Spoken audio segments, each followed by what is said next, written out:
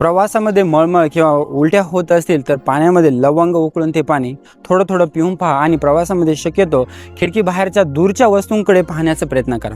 सतत मोबाईल किंवा अगदी जवळच्या वस्तूंकडे पाहणे टाळा.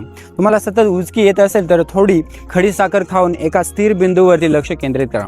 पोटामध्ये गॅस किंवा अस्वस्थता असेल तर थोडा ओवा आणि चिमूटभर मीठ घेण्याची पारंपरिक पद्धत फॉलो करा. आणि चक्कर किंवा डोकेदुखी वारंवार होत असेल तर त्यामागचं कारण जाणून घेण्यासाठी डॉक्टरांचा सल्ला नक्की